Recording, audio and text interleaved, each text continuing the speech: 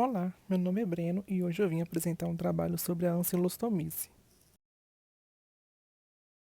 Mas afinal de contas, o que é a ancilostomise? A ancilostomise é uma doença causada por um parasita da espécie Ancylostoma duodenale ou néctar, cujo seu habitat no ser humano é o intestino delgado, conhecido como amarelão e opelação. O ancilostoma é considerada a segunda verminose mais comum no mundo e é mais prevalente em áreas tropicais e subtropicais, bem como em regiões rurais e em população menos abastadas. A ancilostomise é uma doença característica das regiões tropicais e subtropicais. É mais comum em populações que não têm acesso a redes sanitárias, como em áreas rurais e em locais com poucos recursos financeiros. Acomete principalmente crianças e adolescentes, mas uma parcela significativa de adultos já contraiu ou está sob o risco de adquirir a doença. Quando a gente fala sobre os aspectos morfológicos, os agentes etiológicos da ancilostomise pertencem à ordem Strogilida. Os principais gêneros que afetam os humanos são a ancilostoma e o négato, ambos com estruturas na cápsula bucal usada para a fixação do parasita hospedeiro. Essa característica serve também para diferenciar os patógenos em questão. Já em relação à taxonomia, podemos destacar três tipos de parasito, sendo eles a duodenale e a canino, que ambos são providas de dentes na cápsula bucal, e a nactua, que possui lâminas ou placas cortantes na cápsula bucal. Devido ao ciclo biológico do metazoário, que conta com diversas fases de desenvolvimento e interação com o hospedeiro, a resposta imunológica varia de localizada a sistêmica. Isso vai depender da evolução e da condição mórbida.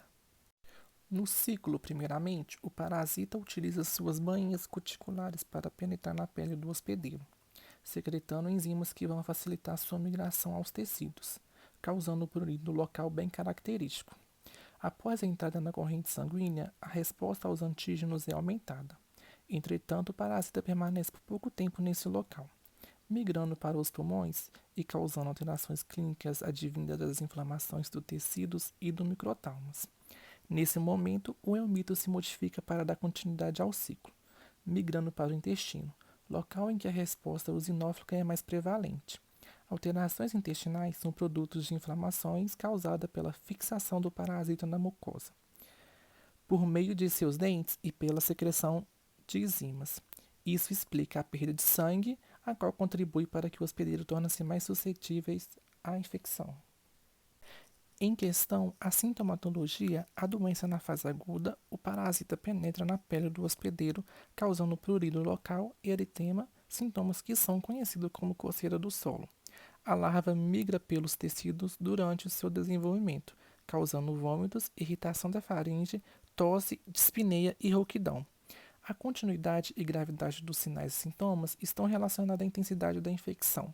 Na passagem pelo pulmão, o eumito pode se apresentar clinicamente em quadros de síndrome de Lorflé, caracterizada por tosse não produtiva, febre baixa, dor torácica discreta, dispneia leve e, em alguns casos, náusea e vômitos.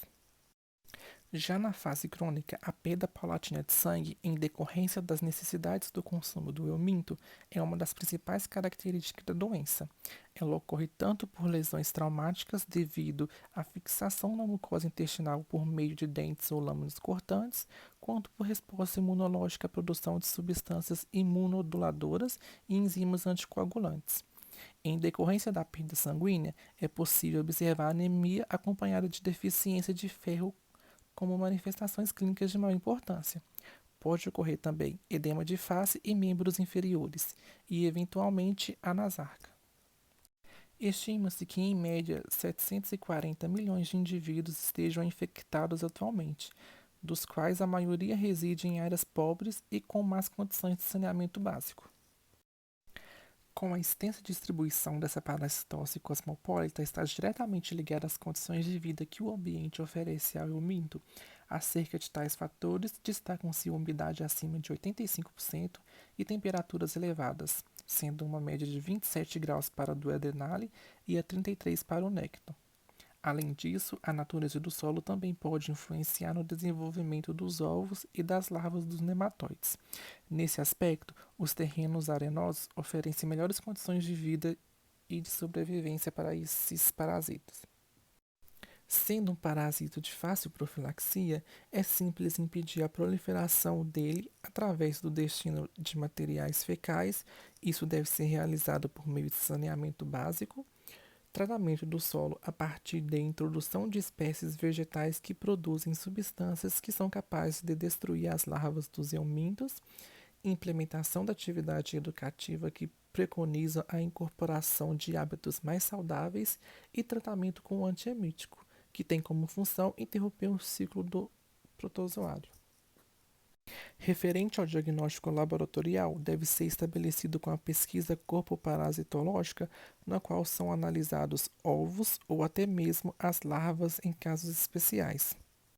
Agora irei citar alguns dos exames mais solicitados para esse tipo de parasitose, sendo eles o método de Willis, que consiste na flutuação por solução saturada de cloreto de sódio, o método de Fauci, que consiste em centrifugo-flutuação utilizando-se solução de sulfato de zinco, o método de Cato-Katz, pode-se realizar também a contagem de ovos, e o método de Barman.